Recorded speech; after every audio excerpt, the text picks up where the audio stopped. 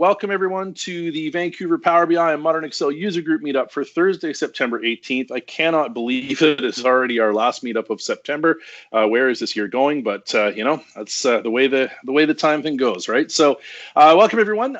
As always, I just want to start off and thank the sponsors for hosting this user group and getting it together. Skillwave, which is my training company, where we teach you how to be awesome with Excel and Power BI. You should definitely go and check that out. Excel Guru is the parent company of Skillwave and also the creator, distributor, support engine behind Monkey Tools, which is my Excel add-in to help you build better Excel solutions faster. Our next meetups that we have coming up in a couple of weeks, we're going to have Aditya Kumar Darak is going to be joining us to talk about how to compete with AI and win. This is going to be an interesting presentation where I've actually asked Aditya specifically, and usually I just tell the speakers, hey, bring me whatever you want. But with Aditya, I said, look, I'd love to know about your journey and how you actually started to enjoy AI and why it convinced you it was worth doing. So it's going to be an interesting presentation to get his opinions on that. And as far as our next Power BI meetup, I'll let you know we're still working on that one right now, but we will definitely have something really cool and interesting with someone very cool and awesome when it comes out. So once we've actually got that ready, you'll see that the notification will go out on the meetup group. Just a quick note on Monkey Tools. Our last release of Monkey Tools was September 3rd. It was just bug fixes, but of course, bug fixes are always important. I do have some new features in the pipeline right now, but they're not ready for release. But just so you know, if you're looking for the most stable version, you can collect it at monkeytools.ca or update, of course, if you've already got it installed. Just to let you know, my next kickoff of my Excel Fundamentals Academy begins on October 8th. This is a great program if you are looking to sort of just make sure that you've got a good, solid foundational basis in your Excel, or for maybe somebody else on your team. This includes your information on, basically using Excel formulas, pivot tables, data visualization, and Power Query. All those things are in here. And it also includes access to our semi-monthly Ask Ken Anything sessions, where people can come in and ask me anything. We had a call on this yesterday. We literally ended up talking about Power Automate. We talked about how to actually set up templating for people so you can actually get good information back from things. And we dealt with some technical questions around Power Query and DAX and data modeling and all kinds of good stuff there. So if you're interested in this and you want, just someone to talk to and a great community of people to hang out with, this is a fantastic program for that. If you figure you're already past the fundamentals and you're ready for that next stage, our Self-Service BI Academy is my premier training product, which includes the Fundamentals Academy material. It also includes our curated program on working with Excel, Power Query, Power BI. We teach you everything from how to start with data all the way through to how to report and share, even work with different team members to build amazing solutions. Has access to everything the Excel Fundamental Academy does, plus Monkey Tools, plus copies of my books, plus my recipe cards, all kinds of good stuff in there. So highly recommend checking out this program if you are interested in really taking your skills to the next level and you want support to be able to help you do that. This meetup, along with all meetups, will or is being recorded, I have checked, and will be uploaded to the YouTube channel within 48 hours of being done. I just need to do a little bit of processing on it before we upload it. Once it actually goes live, if you're subscribed to the YouTube channel, of course, you'll get notification. Alternately, we do post in the meetup site to let you know. So if you've RSVP'd to the meetup, you will get notified that the recording is live as well. Finally, the penultimate slide that I have here, if you'd like to get involved in our meetup group, if you'd like to come and talk to us, you want to come talk to us about Power BI, you want to come talk to us about Excel, anything in the Power Platform stack, we're always looking for speakers to come and share the cool things that they're working on. It's a great group, super relaxed, super friendly. Would love to have you. Just fill out the nice little link down the bottom here, fill a little bit of information, get in touch with our team, and we'll get you on our show. Should also note, this slide deck is posted to the meetup site, so all of the URLs are there and links are there. And again, I'd highly encourage you to start off. It's a great place to get some speaking experience and share some cool things with our audience. And on that note, I believe that is it for me. Joseph, I am ready, if you are, to talk about what is new in Power BI for this month. And I am ready. Sorry, I couldn't find you cool. amongst all my screens, but I got you now. All awesome. Right. Thank you, Ken. And let me grab the screen. And all right, well, welcome everybody to the, as Ken said, September, can't believe it already, meetup group. My name's Joseph. I usually do the What's New in Power BI, although I have been the feature speaker as I was last month when I did the what did I do? Power BI Mixtape Volume 2. Since it was the 10-year anniversary of Power BI, we looked at how far the tool had come, and it was a really fun session to go through. But for what's new in Power BI this month, as usual, I like to start at the new feature summary blog post. And throughout the summer, sometimes, we get lucky and there's some really cool things that come out. Sometimes there's some important updates that don't quite make a nice, fun what's new in Power BI session. But this month, I think there's so many big, really important and cool things that have come out. So I'm not going to have time to get through all the things that I would like, but I'm probably going to focus my attention on 2 when I jump into Power BI to do the demo. But I would definitely recommend to check out the feature summary to see everything. But some things that I just want to highlight from the blog post before I jump into Power BI are the enhanced DAX time intelligence, which is in preview. I'm going to be doing a demo with this, so we'll talk on that in just a moment. Performance Analyzer is now available in the Power BI service when you're editing a report in the web. Over the last probably year, but definitely the last few months, more and more functionality that was previously only available in the Power BI desktop app is available in the Power BI service. So we can do things like we can use Power Query to ingest data directly in the service to build a report.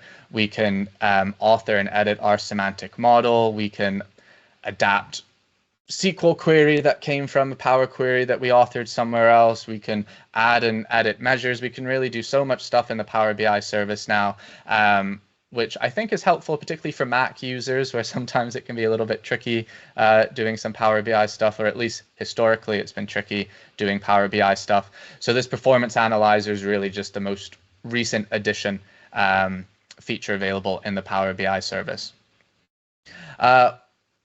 One thing, as I just alluded to, editing semantic models in the Power BI service. Previously, that was in preview. Now it's generally available for everyone to use. I've been using this in production for a few months now, so it's great that it went to GA. In a similar way, we had a few other things become generally available that were previously in preview. So live editing direct lake semantic models within Power BI desktop. The Tyndall view, which I covered a few months ago with the What's New in Power BI. I think I've looked at some of the new functionality with that a few times now. And also Fabric notebooks for Power BI Best Practice Analyzer and Memory Analyzer. I would definitely check this out. This is a really cool feature. The other one that I want to highlight, which I'm going to jump into in Power BI, is now we have user-defined functions in DAX. This is another preview feature, so as I say, I'll look at that in just a moment. And then we also have refresh data or schema options in Power BI. Previously, when we went to refresh data, everything would refresh, both the data and the schema. Now we can do the 2 independently, which can help save us time if we only want to do one or the other. We don't have to wait for everything to refresh. I'll stop myself getting super excited and just reading down the list there, but it's definitely been a big month. I would recommend, again, look at the feature summary blog and go down through there. But the 2 I'm going to focus on in Power BI are the DAX user-defined functions and the what do they label it? Enhanced DAX time intelligence in preview. But I'm going to start with user-defined functions. So why don't we click on the link to the blog post. So there is a little bit of a write-up in the feature summary blog here. We can see like getting started with DAX user-defined functions, the syntax of how we can define them. But there's a lot more comprehensive explanation and documentation in the actual Microsoft documentation here. DAX user-defined functions. As I said, it's currently in preview. So everything I'm going to go over right now is available in this documentation. Again, I would recommend that you check it out. But enough of me just reading off a screen. Why don't we head into my demo report here, and we can see how we can build user-defined functions.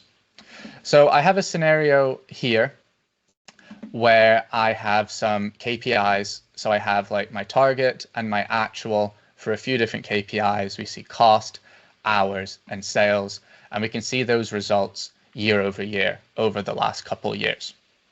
And we can even see one of them I've visualized down here. We can see actual is that light blue line. The target is that darker dotted line. So we can see that performance over time. So a really common use case for when we're dealing with KPIs is we want to see the variance from target. So we want to see as a percentage how far ahead or below of target are we for a given time period. So in this case, it's a year. And I can, and I have done many times, you build a DAX measure. So if I pull up a measure here, we would do something like variance is equal to, and what we want to do is divide our actual. So let's just keep going with cost. We're going to take our actual, or the difference from actual and our target cost, and we'll divide that by our target cost in order to get a percentage value, so we can see what the variance is. So this the logic is pretty straightforward. It wasn't that much typing, but if I have a lot of KPIs, I have to do all that over and over again for hours, for sales, for cost. That's only 3. I'm sure we've worked in organizations, or might currently be working in an organization where we have lots of KPIs that we want to track. And just when you have to create this logic multiple times for multiple measures, we're going to have a cost variance, we're going to have an hours variance, we're going to have a sales variance. I know for me, I've made mistakes creating the same measure over and over again and repeating logic. And when we're repeating logic, usually there should be a better way to do it. And we have that now with user-defined functions, that I can just define this variance logic once, and then I can take multiple inputs from lots of different places and just apply that logic. So let's see how we can do that within the DAX query view. So we have some new syntax here.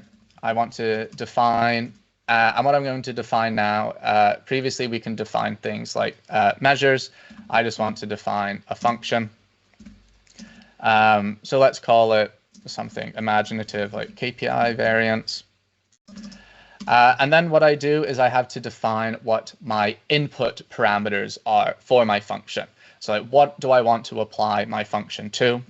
I'm going to need 2 inputs. I need my actual value and I need my target value.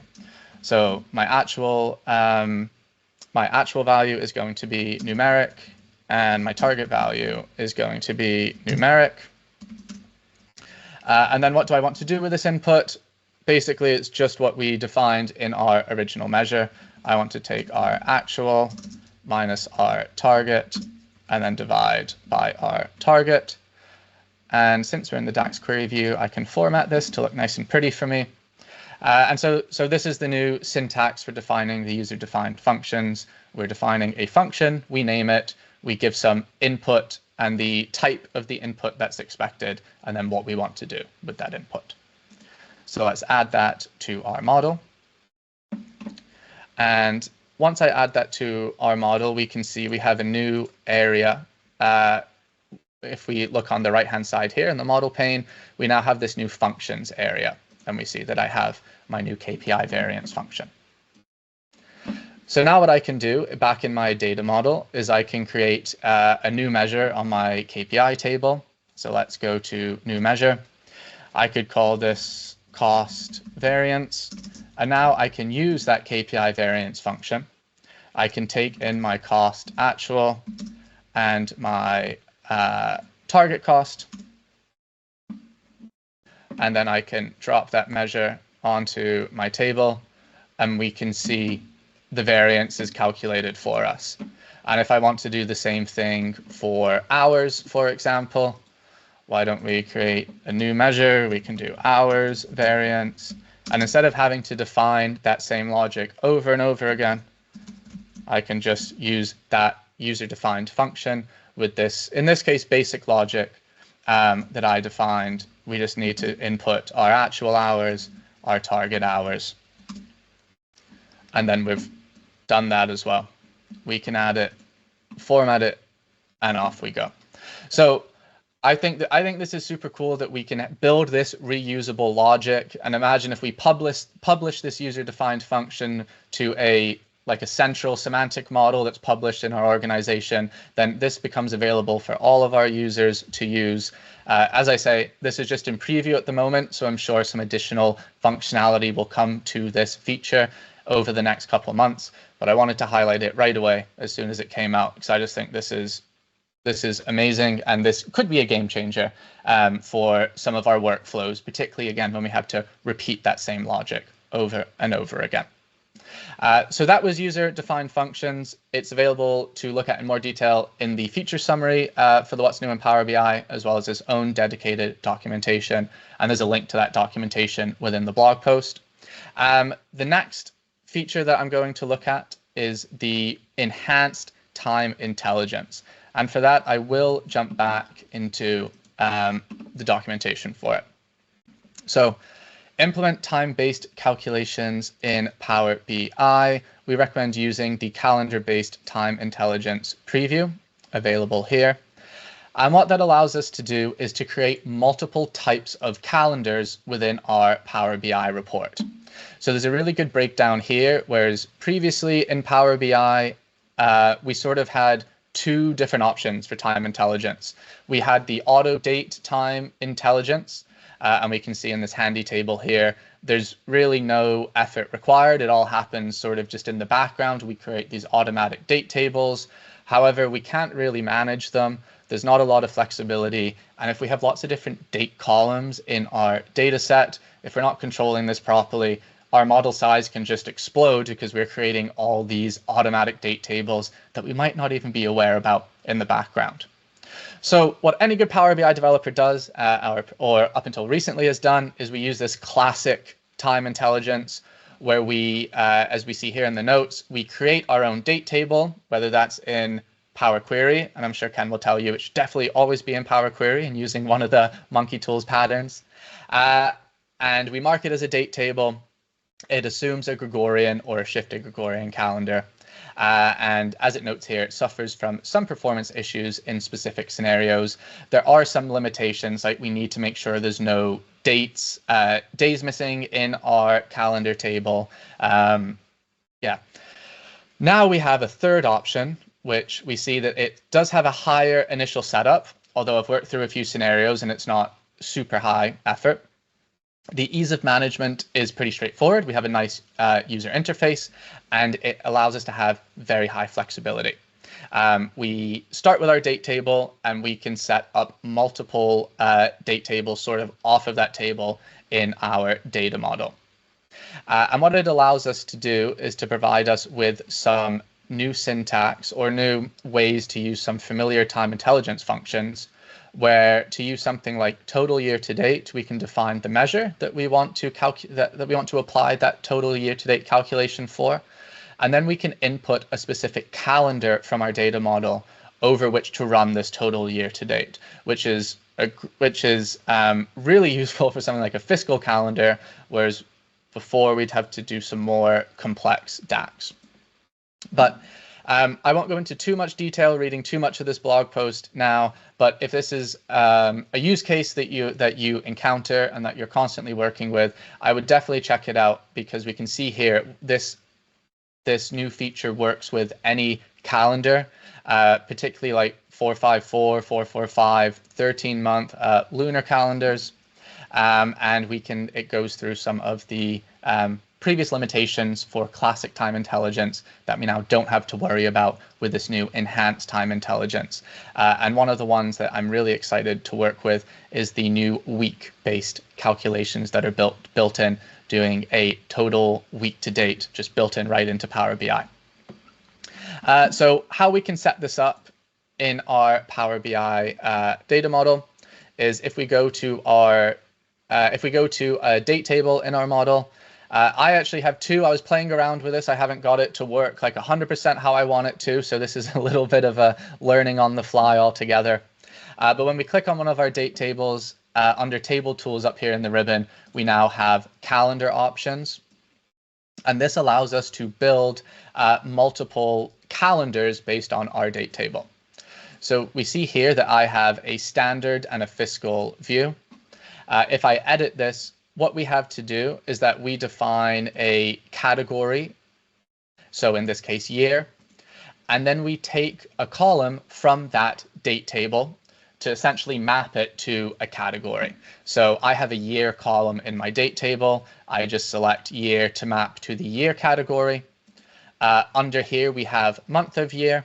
So I just take month from my date table to match that to month of year. And we also have associated columns here. And in this case, month name is associated with month. So month is just the month number, 1 through 12, and month name is like January, February, March, etc. It's important that the primary column is, I think of it as the column that you would sort the associated columns by. So the month number is how we would want our months to display, 1 through 12. Generally, we'd have to sort our month name by our month number. So that means that month name is an associated column, month number is a primary column. And finally, we have a date category that maps to date here. So that's how I set up my standard calendar. But what this allows us to do is to create multiple calendars based on that same date table. So I have a fiscal calendar here, and under those same categories like year, I can pick not the Gregorian year, but our fiscal year. So if our fiscal year ends in we have a June 30th year end, if that's reflected in our data, I can now map year to our fiscal year. I can map our month of year to our fiscal month number as an example, and we can build lots of different date tables using this mapping of columns from our date table to these different calendars that we may use and define. And then what that syntax, what these different calendars allow us to do is if we have a scenario like this, which is just refreshing, where I have my just my date from my date calendar, we can see that December corresponds with a fiscal month number of 6 and a fiscal year of 2019, even though the date itself is in 2018. This is our fiscal calendar. We can see our total balance, our balance year to date.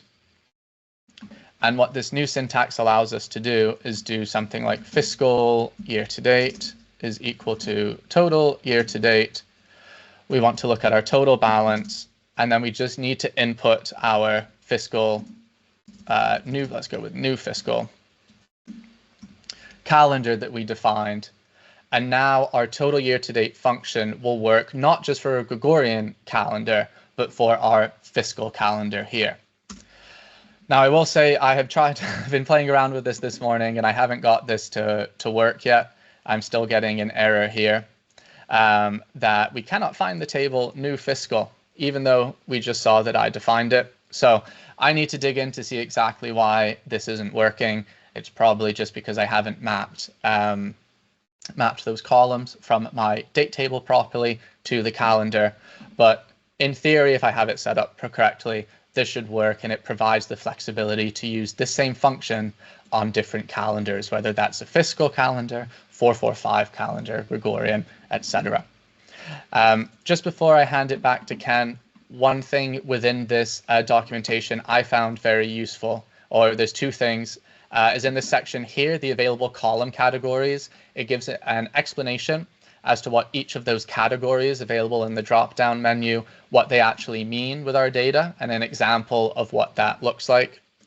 And then right down at the very bottom here, we have considerations for working with calendar-based time intelligence. So right now, these are just some limitations as this feature has just come out in preview. I imagine that some of these will be fixed or included in the feature over time. And then we have some related content down at the bottom. But I think with that, I'm ready to pass it back to Ken. Thank you all for joining a little early to look at what's new in Power BI, where I focused on user-defined functions and enhanced time intelligence. And I'm sure I'm going to be looking at both of these features again soon in the coming months as new functionality is added to them. But thank you all for your time, and I'm happy to pass it back at this point for the feature presentation. I'm just guessing that, for next month, you're actually hoping that they don't do a release so that you can cover the other stuff that you didn't get to cover this time around, right? Yeah, that's always the case. Feast or famine. Exactly. There you go. At any rate, thanks very much, Joseph. As always, appreciate you taking the time to go through and explore this stuff and share it with us. It's awesome. And now it is my great pleasure to welcome our feature speaker to the stage for today. So, Greg, are you ready to take over the screen and show us some cool stuff about DAX? Sure, why not? Awesome. Can everybody see my screen, hopefully? Yep, we can see it perfectly. We're good. All right, to go. so it's kind of interesting that I'm presenting this this DAX Counterculture. I presented this the basics of this deck at a Enterprise DNA Summit like several years ago, and it's actually what kind of kicked off what is now known as the No Calculate movement, I guess you could say, which led to the DAX for Humans book that I just recently published like a couple months ago. So anyway, it's kind of interesting to me, and this is shameless self-promotion, right, in terms of my book and that. So anyway, I work for a global consulting firm. I actually don't do I do some Power BI consulting here and there, but it's not my primary job responsibility. I actually run a Dynamics 365 consulting practice. Power BI is more stuff that I've done it for ever since it was Excel Power, Power tools in Excel, right? I've been messing around with it, really loved the what I could do with those. And so I really got into Power BI, really participated a lot on the forums. And that led to writing some books for Pact, which I think I'm up to 9 books now that I've written on Power BI and DAX. The 2 most recent ones, Learn Microsoft Power BI 3rd edition, came out last month, and then DAX for Humans came out 2 months ago. So I've been heads down for the last year writing books with all of my free time so I haven't actually been doing any speaking at any user groups, so this is great. So anyway, enough about me. What we're going to talk about today is DAX counterculture, just Power BI counterculture in general. So obviously when I'm saying counterculture, none of this that I'm going to talk about today is mainstream thought. All right, this is my opinions on things. So take it for what it is. In terms of this is how I approach Power BI, how I approach the DAX language, etc. So there's probably going to be some stuff that you won't agree with potentially, but that's what makes for good debate and good ways of coming up with the best solution for things, in my opinion. So, feel free to disagree with me on any and all of this stuff. All right, so calculate. The conventional wisdom is that Calculate is this fantastical, powerful tool, and it should be at the central to every DAX calculation should include Calculate, basically. The unconventional wisdom, that I can approach it as, is don't use Calculate, especially when you're starting out, because Calculate is a crazy, stupid, complex function with really a lot of quirks and nuances when you really start getting into it.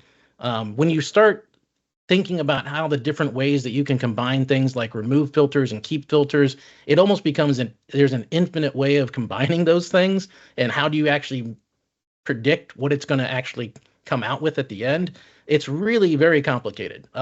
It's very much tied to a star schema, which we'll get into that later on in this presentation, but it really wants you to have a star schema. Calculate is almost based around that. It's hard to debug unless you're using like third-party tools like Tabular Editor or something like that. You really can't see what's going on inside the Calculate and what it's doing internally. It's this little black box that's very hard to debug. So instead of using Calculate, right, you would use a pattern of table variables and X aggregation functions, which I'll get to here in a second. So Calculate. So you have to read and understand everything that is written on this page to be able to effectively use Calculate with any amount of repeatability or consistency. Not only that, there are literally dozens, if not 100 blog articles on how to use Calculate. It's that complicated of a function. And I've never understood the thinking in terms of, well, I'm going to teach this new person how to code DAX, and I'm going to start with Calculate. It's like, well, if you're teaching somebody physics, you don't start with quantum mechanics, right? That's never made any sense to me. So that is the reason why I came up with the no calculate approach, or what it's known as. I call it modern DAX. That's what I call it. And that's what the DAX for Human book actually codifies this approach to modern DAX, or no calculate DAX, essentially. It's built around that entire concept to train people that are new to DAX on how to write DAX, how DAX works, and do it in a way that's way more intuitive and makes a lot more sense, in my opinion, than starting with calculate. So you get into even the quick measures. I love using this one, the calculated weighted average. Like, whoever came up with this syntax right here, I mean, they must have been trying to shoehorn calculate into getting a weighted average, because weighted averages are not that complicated, right? You sum them up, you sum up this one, you sum up the numerator, you sum up the denominator, and you divide them. That's all it is. But this whole syntax of keep filters, outside of a calculate, is one of the craziest things I've ever seen. And it's not normal in terms of doing this. So whoever was writing this DAX was really good at the calculate way of writing DAX, right? But it doesn't have to be anywhere near this complex. So this is how you can solve almost any DAX problem that exists, right?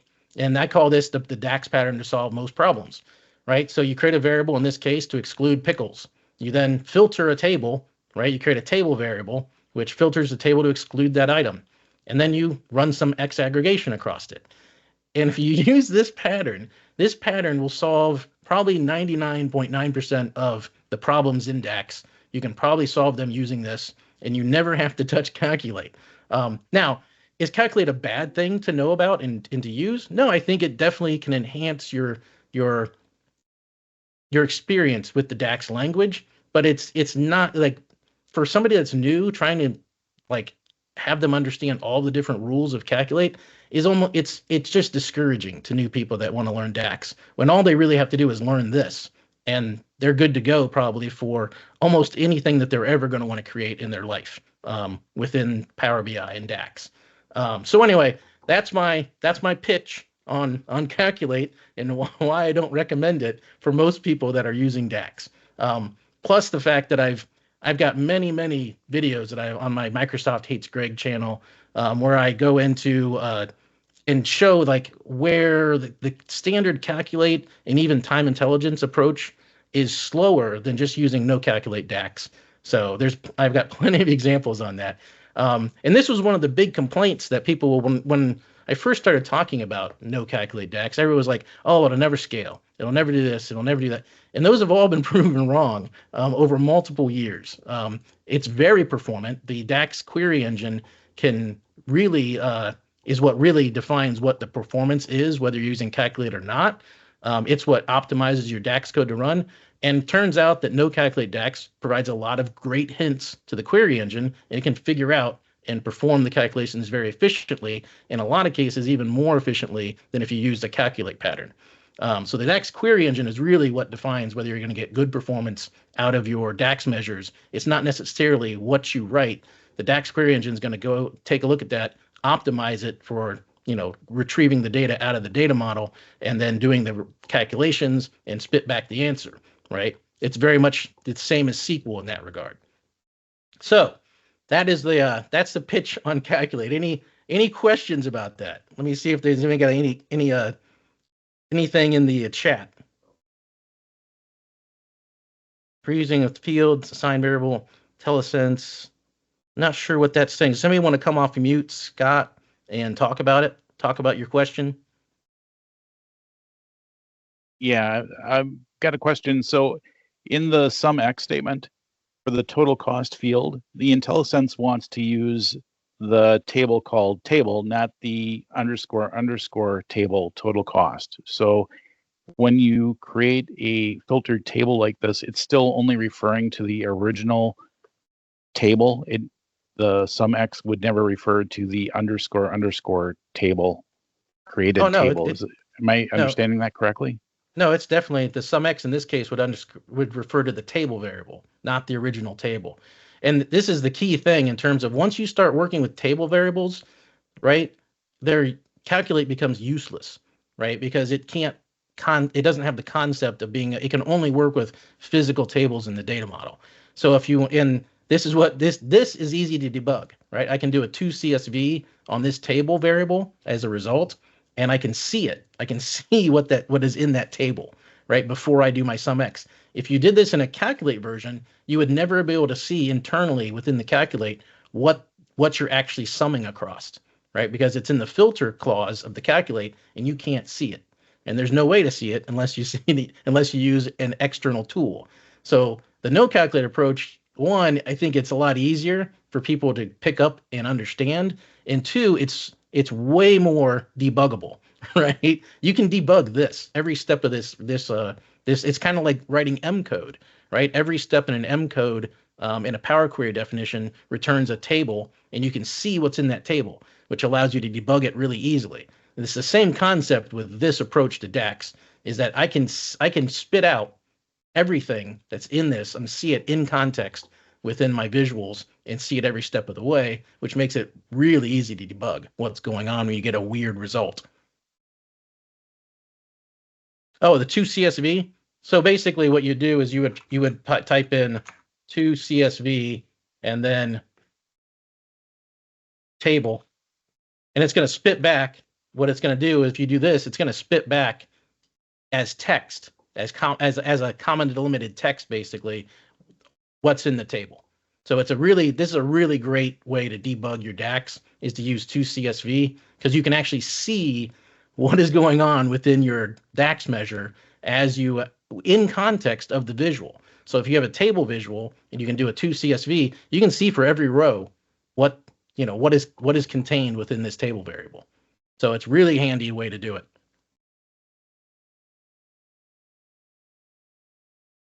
Yeah, I know, you guys. I know about the Excel. I'm primarily a Power BI guy. I apologize. I'm not. I don't do as much of this stuff in Excel. It's primarily in Power BI that I do a lot of this stuff.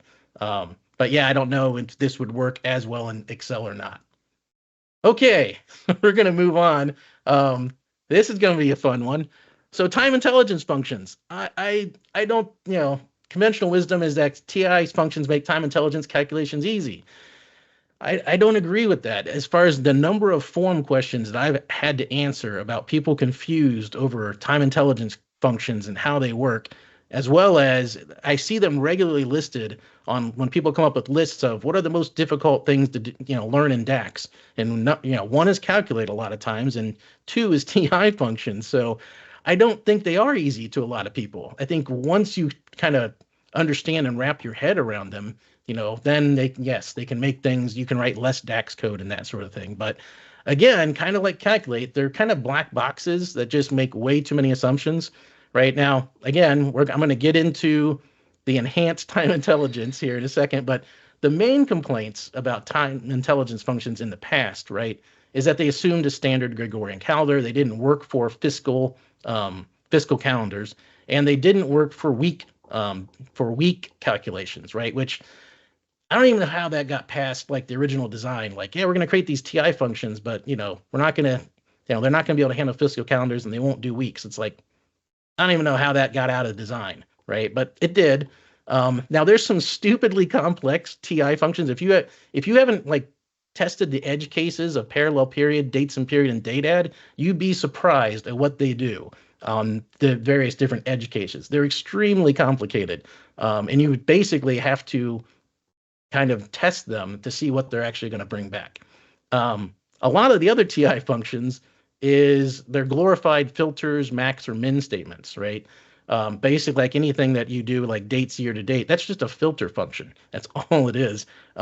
So they're, again, useless for week calculations up until recently. I always make the comment, they're not even named correctly. It's date intelligence. It's not, there's nothing dealing with hours or minutes or anything like that. And so my recommended approach is to use offsets. And offsets work for anything. And offsets have been around since the dawn of time, right? If I go back to the 90s, when I first started in consulting, I would see very sophisticated date tables.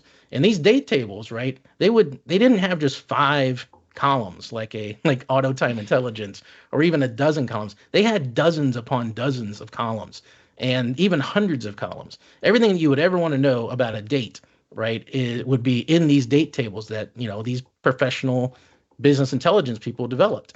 And so when I look at like time intelligence in Power BI, it's almost kind of a joke in terms of what it can't do. But all of these date tables that people have used for decades and decades and decades use offsets, right? You can tell that, oh, last year is just, I just filter the table for -1, and those are all my dates that were in last year. It's real easy. Just have a year offset, right? They'll have month offsets, they'll have week offsets. A lot of them have Julian days, right? And that's just a sequential date. So there'll be a lot of sequential dates and a lot of offsets. And this is how time intelligence has been done in the BI world for decades upon decades. It probably even goes back past beyond, like, to the invention of the database, that people were developing these very sophisticated date tables, right? So even with the enhanced data, and the two easy complaints about the time intelligence functions in DAX, that they didn't handle fiscal and they didn't handle weeks. Now that is solved by this enhanced time intelligence stuff that we have. Although the configuration for it, in my opinion, I'd rather stick a fork in my eye than have to, in every single time I need a fiscal date calendar, that I have to bring in my date table, which already has all my offsets and everything that I want. And then I'd have to go in and define this calendar over top of it manually each time. It's like, why wouldn't I just use the same date table I've been using for decades and use the same calculations that use offsets for decades, right? So offsets, in my opinion, are the way to go. And they handle, I want to show something else that I put together here. So here are all the different time periods, right, that time intelligence will not help you with in Power BI, right? And before like somebody's going to say, well, what fortnight? What is it? What are we in the 1800s, Greg? Well, no, like fortnights are actually fairly popular in places like Australia. I think they're also used pretty popular in the UK. Plus, if you get paid every 2 weeks, that's a fortnight, right? There's some pay system back behind that's having you get paid that has the concept of a fortnight built into their date table so that you can get paid on time, right? So fortnights, there's no time intelligence for fortnights, right? And so when you start going through this, like seasons, they've school, like the entire education industry, the time intelligence functions in DAX are useless, right? Because they don't support semesters, trimesters, and quarters, academic quarters, right, which are about 10 weeks, right? You start getting into, bienniums, trienniums, olympiads, decades, centuries, millennium, epochs, or epochs if you're in the UK, or epoch is the US, epoch is UK, eras, you start getting into the, sabbatical years, jubilees. I mean, you can just see the list of these are all the times that time intelligence in DAX will not help you. But guess what? All of these things can be covered and are calculatable using offsets. So in my opinion, why would I learn like something that when you really start looking at it is the time intelligence functions are the exception to the rule when you can actually use them versus I can use offsets everywhere for anything that I'd ever dream up. Offsets will work. So that's my opinion on DAX's time intelligence functions. Even with the enhanced time intelligence functions, like it's great that they solved the two major complaints against them, but it doesn't even cover half of the complaints against TI functions. One of the other ones that I always like to point out is like dates year to date, always, ring back today, right? Well, in a lot of places, like the year to date calculation should not include the today because today is not a full day. And so you're comparing apples to oranges, right? But see, the TI functions, they all make these same assumptions and they're very inflexible and you can't really change how they operate. So there you go. That's my pitch on time intelligence functions. Any questions on that one? All right. So DAX looping. The conventional wisdom was always that there is no looping in DAX. Well, sure there is, right? You can use tables to loop DAX. So for example, this is a DAX for loop. You can generate a series. You can then add a column and do things, right, on each row of the table. So each row of the table becomes a loop through the table, right? So that's my classic for loop, right? And same thing with a while loop down here. So it's the same kind of concept where you're using the rows of the table to do your calculations as a loop through the table. And then you can find with while loops, you can find like an exit condition. So the classic one with the while loop in particular is like days of supply. How many days of supply do I have for this particular stock item that I have in stock? and here's all my orders, how many days. So what you can do is you can loop through subtracting the orders from the inventory until you get to where it goes negative. And where it goes negative, that's the exit of the loop, right? So you can kick out, you can find that condition, kick out, and now you know what the value is, right? For how many days of supply you have. That's kind of a classic one, but looping in DAX really opens up a lot of really cool things that you can do, really complex calculations that you can do. So looping in DAX, yes, you can do it. It's not what you would think of as a traditional for loop and while loop in other languages, but you can emulate them pretty much well enough. All right, so the DAX Index, this is another fun one. This actually kind of came out of discovering looping in DAX, is that the conventional wisdom that there is no way to create an index in DAX and DAX cannot preserve sort order. Well, sure it can, right? Turns out you can. So this is a DAX Index table. And now it's a little bit, I get accused by Brian Julius of abusing the path functions when I do stuff like this, but I don't care. But so what you do is you take your table, you turn it into a concatenated text using the pipe character in between, which turns it into a path, right? And you can actually, concatenate X has sorting, so you can build whatever sorting you want into that. And then what you do is then you just you do a generate series from 1 to the count of how many things are in your table, right? And then you just suck the path atoms out, based upon the generate series, the value. So generate series will do from like 1 to 10. So you can, when you're doing the path item, you're just grabbing, okay, give me path item 1, give me path item 2, give me path item 3, give me path item 4. And presto changeo, you have a index table, right? An index table that preserves sort order or whatever sort order that you want.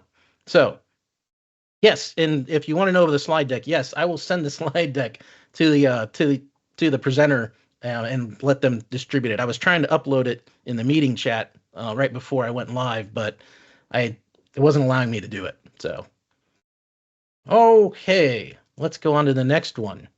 Earlier is a pariah and a blight on the DAX language, a bygone relic of old that should never ever be used in any circumstance whatsoever, right? That's just mean. Earlier is really a convenient function in my opinion. So for example, without earlier, like if you're doing this machine name and you can use earlier, if you don't want to use earlier, you basically have to use a nested var return statement, which gets really ugly in my opinion. So earlier in my book it's a really convenient little syntax where you're basically grabbing the machine name from the earlier syntax, from the earlier context.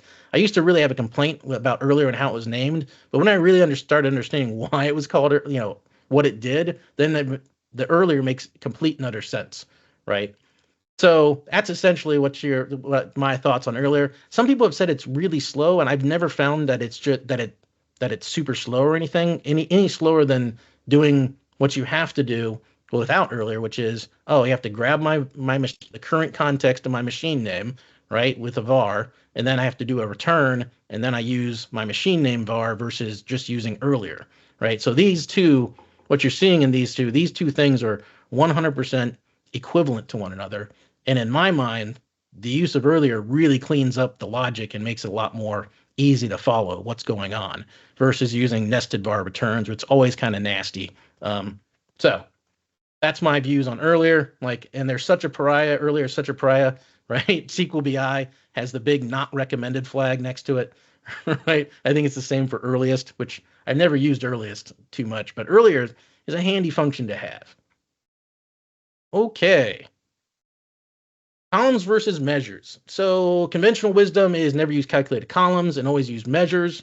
They say calculated columns impact data refresh times, calculated columns add to the overall size of the data model. That may or may not be true in all cases. I've actually seen cases where I've created measures versus a calculated column, and it's the calculated column is smaller, but that's neither here nor there to argue about those things. The problem is in self-service BI scenarios, like calculated columns are superior to measures because Microsoft has never bothered to fix the broken table and matrix visualizations that produce incorrect results with semi-additive measures, right? The classic measure total problem, which, that's why I'm wearing my measure evolution of the total shirt, right? Power BI it's taken steps backwards as far as what the flexibility you have with calculating totals. like in all other products like Tableau and Click, like you have options for how to calculate the totals, right? You can, for semi-additive measures in that, you can either sum the rows or you can, sum some different level within the hierarchy, right? You have user interface options for it. With Microsoft, they just, you got to write more sophisticated DAX code to solve the problem, right? So if you're doing self-service where you don't know what things that a user is going to put into a table, and in terms of your measures and that sort of thing, your metrics, calculated columns will always work, whereas measures will often return incorrect totals. So calculated columns, they're not the worst thing. They're not the end of the world if you use them in your data models. Even grouping and binning use essentially calculated columns, right? And the impacts are relatively small. So there's some people that get on their high horse about calculated columns and you should never use them. I don't agree with that. There are certainly cases where you should use them, and they make a lot of sense to use. Okay, moving right along. The values function. The values function is a useful function. In my opinion, anything the values can do, distinct does better. So the problem with the values a lot of times is that it has a nasty habit of returning a blank row in certain circumstances. And there may be one or two times that you want that blank row returned, but most cases you don't, and it will screw up your calculation if you use values and it returns that blank row and it causes problems. So, but distinct does not return that blank row. So in my opinion, I've seen very few cases where you would want to use values versus using distinct. So there we go. All right, moving right along. Optimizing your DAX. So conventional wisdom is optimizing your DAX is really important and complicated, and there's 800 plus page books written on the subject. You can learn pretty much everything you want about DAX optimization. I have a single chapter in DAX for Humans. It will teach you probably 95% of what you need to know about optimizing your DAX, and show you basically how to do it. The interesting thing about it, though, is that the DAX formula engine and storage engine, for most normal scenarios, really is only about 5% of overall processing time for the average report, right? So the rest of it is the visual layer where it's rendering the visuals, and that's what slows your report down. It's not the DAX necessarily, unless you've written some really horrendous DAX. And so then, yes, you probably should optimize it. In the book, I actually go through and take a calculation that runs for literally minutes, like 10 minutes, and I knock it down to about, 6 seconds or something like that, or even less than that. So, and these days, most of what if you want to optimize your DAX formula, ChatGPT and these AI agents do a really good job of it. And again, I demonstrate that in the book as well. But I won't go through all of the, what you want to do, but basically it comes down to filter smartly and correctly. And filter early and often, and just filtering and making sure that your logic structures in terms of how you're filtering stuff, that really plays a big role in it. Switch true is way better than using nested ifs, but nested filters often perform actually better than even switch true statements. So there you have it. Now, but optimizing the visual layer, right? You can improve. I've got some videos on my Microsoft Hates Greg channel about this. Can improve 10x your report performance just by knowing which visuals are slow visuals to use, right? In the options on those visuals, as well as should you use a card visual, a new card visual? The conventional wisdom around this has always been that the more visuals, the worse it is. Well, not necessarily. Actually, I've got some examples where I actually create more visuals on a page, but the page actually renders faster than if you're using even less visuals because of the types of visuals that you're using and the options that you're using with those visuals. So actually, I created this right here, the fastest visual in Power BI.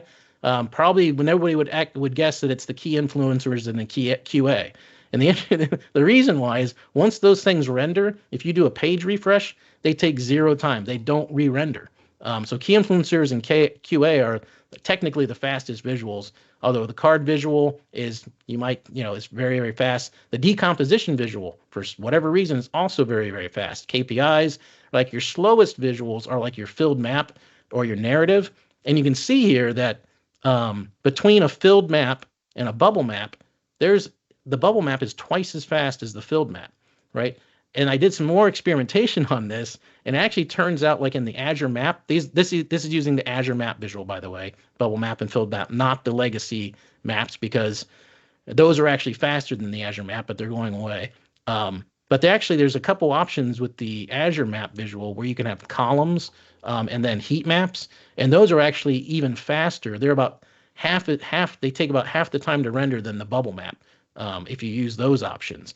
So just by knowing that, right, you can significantly improve like how fast the overall load time of your page takes, because the way that the UI works is the UI is single threaded within Power BI. So when you have if one first visual has to render, the second visual can't render until that first visual is done rendering.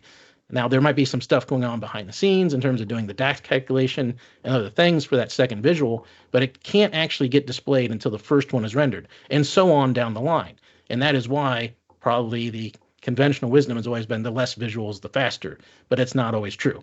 Because if you have some really fast card, like it takes like, I think I did the experiments, it took like 15, I could have 15 individual card visuals on a page before it was slower than the new card visual, like displaying those same 15 metrics, right? So it's not always that the card, that the more visuals, the slower, because like things like the new card visual are very, very slow.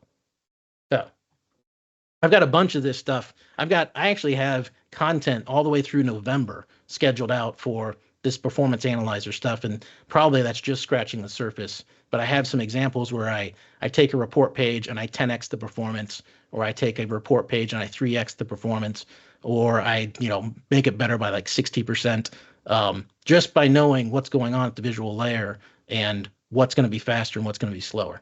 So, all right. So here's some guidance around optimizing your report. Everything static should be like a single image that's the background of your report. That stuff is going to save you a ton of time. Spark lines and table size kind of slow you down. The neb is twice as fast as R visuals and 7 times faster than Python visuals. The neb is such a great language and visual. I would use it over R and Python always. It just in terms of speed alone. Right, and I've got some other things in here in terms of like this is what I was talking about with the new card visual versus the original card visual. The original card visual is so much faster. 3D column and heat maps are twice as fast as bubble maps and 4 times faster than the filled map. ArcGIS bubble map is faster than the Azure bubble map.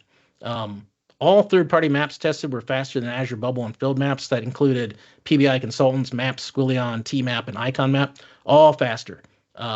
And then here's what I was saying about the original bubble and filled maps are 2 to 4 times as fast as Azure bubble and filled maps. So it is somewhat disappointing from a speed perspective that those are going away in favor of the Azure maps, which are slower. So,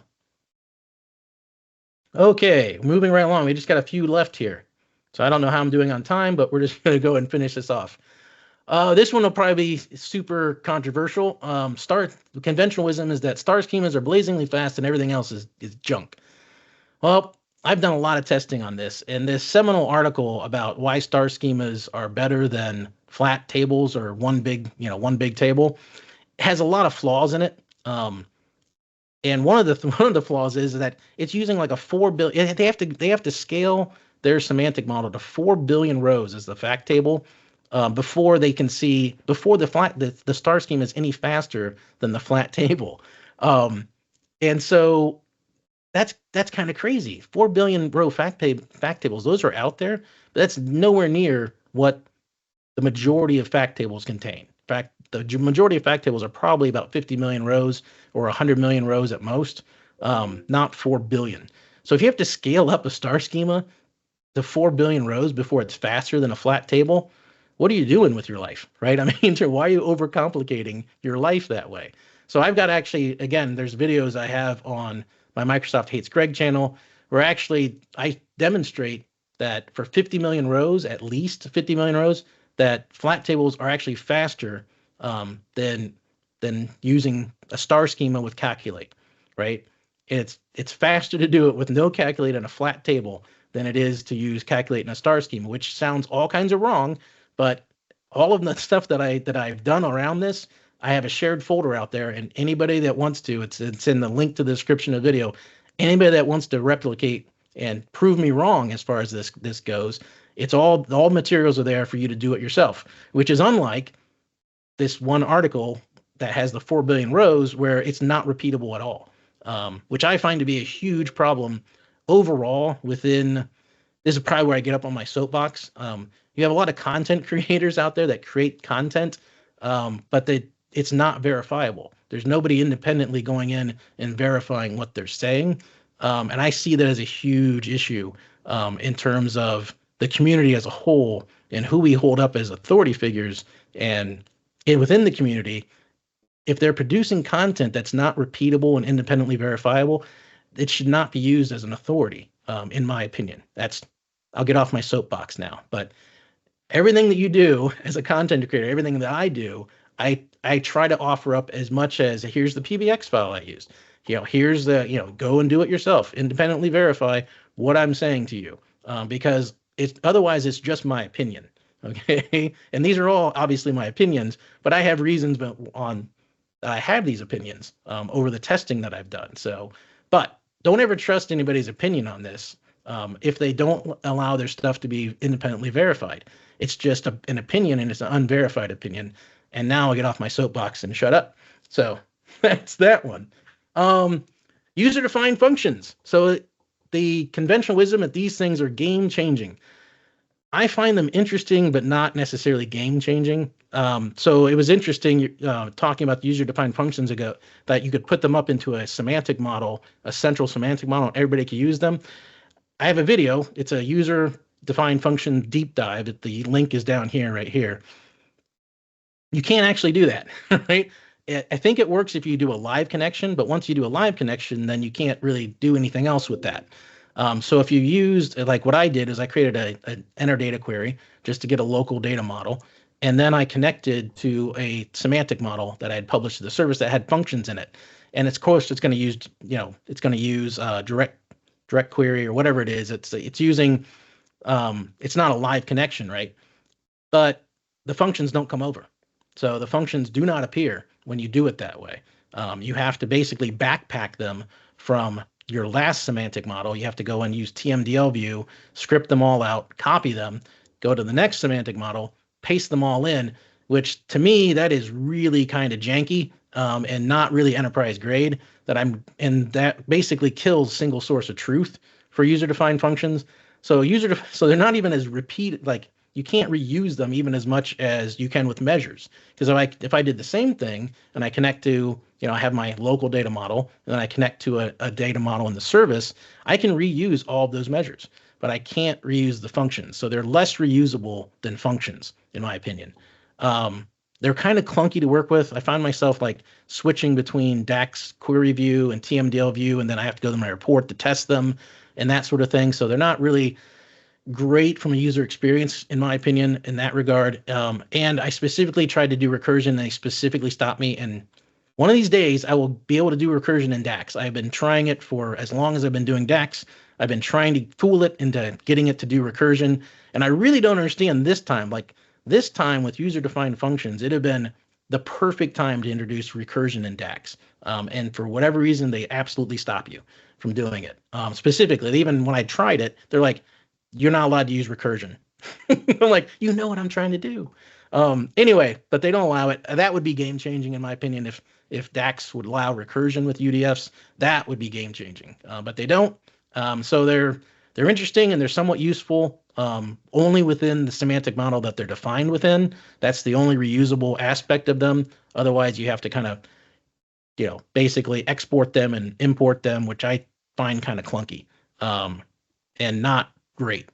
But they can return tables. That's been a complaint of mine about measures for as long as I can remember, that I can't return it. I can only return scalars from measures, right? I always thought, why don't they just remove that restriction and allow you to return tables? That would be so much better. But you can with user-defined tables. So take that as a win. And you can also pass in column references. So in the deep dive, I actually mess up early on in the video, and I don't think that, I didn't think you could pass column references, but then later on in the video, if you watch, I actually pass in a column reference and it works. So that I think is definitely something intriguing that I'll use, both of the tables and the references, but there you have it. All right. I will get off my soapbox and stop spouting my opinions on things. So there you go. That's it. Let's see if there's any other questions out there. Hey, Greg, just to confirm on the 2CSV thing, I don't know for sure if it's in all versions of Excel, but certainly in the beta channel some time ago, Microsoft actually did release an update to the functions for Power Pivot. I run on beta, so I can't tell you if it's not in beta, but that 2CSV is definitely there in the Excel data model, and I was messing around, and it absolutely works. So that's cool. I appreciate that because that's a new debugging tech for me, or technique for me, which is awesome. So good stuff there. And I just want to see, there was a question from Scott about the star schema comparison. How does the number of columns impact performance rather than just rows? Yeah, I'd have to take a look at that. I didn't do a lot of experiments around the columns. The star schema, what I used for my experiments is I used the AdventureWorks database. And I actually did have so then what I did was I created SQL code to go out and scale up the AdventureWorks fact table from 60,000 rows, like fact internet sales, to 51 million rows. And so it's done in a way. So originally what I had tried to do was I'll just append my fact table onto itself until I get like 10 million rows. Don't do that. That is that is introducing bias into the performance testing. Because what happens is the internal optimization basically recognizes that, oh, it's not 60 million rows, it's really 60,000 rows, and it's just repeated, and it actually does some internal optimization around the performance around that. So that's not a good thing. You have to actually scale up the internet fact table with unique rows to get to 51 million rows. That's what I did in my SQL database. So it's just the fact internet sales table. And I build out the standard star schema for that, right? You have your date dimension, and you have your product dimension, and your customer dimension, and those are all part of the star schema. So that was my testing for that. And then the flat table just took that star schema and flattened it by joining all of those dimension tables into it. So that's how I built out my testing for that. And in the description of the video, there's a link to the folder. It's got all the PBX files that I created there, and it has a backup. A BAK file of my SQL Server database, which you can just basically restore to your own SQL Server and do your own tests on, right? So never take what anybody says for granted, right? Always go and verify it yourself. We've got a question from Yuri as well. Currently, you can auto-gen calculation groups in Tabular Editor. How would you approach that? I don't know. I haven't read that article, so I have no idea.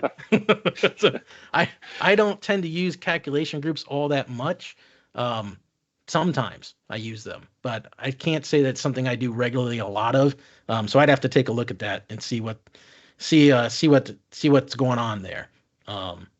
They can save you some time, but I never got into the habit of using them that much because up until recently, you always had to use third-party tools, and a lot of places that I work, they don't allow that. So I'll just leave it at that.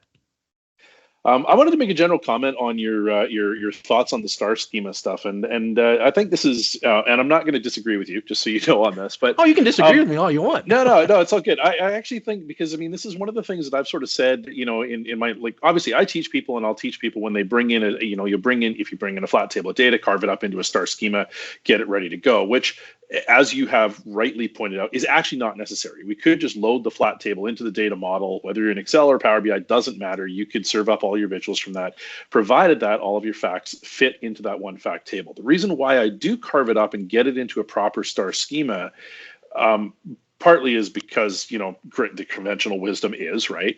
But the other part that I feel that it actually is justifiable and makes it worth doing the work is because it actually sets you up for more success in the future.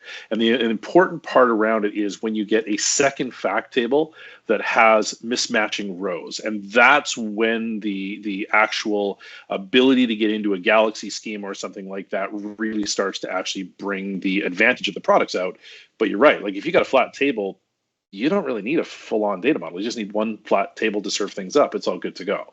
It's once you get into that mismatching of patterns between things where there's missing, transactions for accounts or missing transactions for date or multiple transactions for accounts or by day and things like that that don't line up. That Galaxy schema is what really starts to add the component to it. So it's interesting in terms of a lot of stuff that I do. I've been an IT guy for 30 years, right? I do IT consulting, and I have that IT mindset for most of it. And where it's like, you want to find like the best practice, and this is for 4 billion row fact table that you should use a star schema, and so therefore it's the answer for everything. But later on in my career, I started rethinking that and kind of approaching it from where a business user's perspective is. And the interesting thing about Microsoft actually has statistics. I can't tell you where I got these statistics from, but it was over half. It was like 60% of the data models in the Power BI service are flat tables. So why fight it at that point, right? And I get this a lot with I think it's the same for like Excel gets a lot of flack, right? Itself, it's like, well, why are you doing it in Excel? You should be doing it over here. Well, because the business users know Excel and they're going to keep it in Excel, and tough, right? They're going to do what they want. And so I kind of approach it from that perspective. If you're going to do it in Excel, or if you're going to have, and you're going to have that Excel spreadsheet, you're going to import it into Power BI as one flat table. Great, that's fine. It'll work, right? I think people get, especially new users to Power BI, and that get confused by all the best practice stuff that's out there. Do this. They feel like they have to learn all of it, and really those best practices are for very specific circumstances and doesn't apply to like every circumstance. So again, I tell my users, right? I mean, you get paid to deliver the results. Your pride comes from style. So, number one, get the job done and get it done right first. It doesn't matter whether or not you're not following best practice if it's done right. But then, as time goes on, you want to be testing it back, making sure that it continues to work right as the business needs evolve and whatnot. And then, afterwards you sit there and go, boy, can I make this work faster? Can I make this, work better? Can I expand it to do stuff? And that's where, we tend to get excited about it. But at the end of the day, your boss wants the results first. Right. So, like you say, if it takes loading into a flat table and building a calculated column in order to do it, go for it. And then if you want to try and get better, then try and expand it and change it out to other things later on is my philosophy there. Heather mentions a flat table plus a calendar table. And I mean, I think that's a valid piece, Heather, is that, I mean, at that point you are very lopsided, but you are a star. But the reason why you're adding a calendar table at that point is probably because you have missing dates inside your facts. And the calendar table is what's allowing you to expand it to fill those things in so that your DAX date time intelligence patterns actually work and don't run into gaps, right? So there's a reason why we're doing those kind of things. So yeah, but yeah. Anyway, great presentation, Greg. I really enjoyed it. As Scott just said, love the non-conventional thinking. I appreciate that as well. I mean, I definitely look at things and go, okay, well, let me think about that for a sec. So really good stuff. I appreciate you coming and spending the time, and wish I would have had you earlier on the stuff, and maybe we'll get you back again in future as well if you're open to it. So. And I'll definitely send you the deck for it so you can distribute. Fantastic. Yeah, we'll distribute that through the Meetup site as well. We'll give everyone a link to that as well. Thanks again to Joseph for presenting earlier on about the what's new in Power BI. And don't forget, folks, that the next Meetups are open for RSVPs. So if you like to come and check those out, do so. I see there's a comment from Yuri who says that they have your book. Highly recommend it. Awesome. Love the validation that's coming from that. And Angela's already going to buy it. Perfect. There you go. So great stuff. Thanks again, Greg. Really appreciate it. Can't believe it's taken me this long to get you on the show. And as I say, hopefully we'll get you back again in future. So till next time, folks.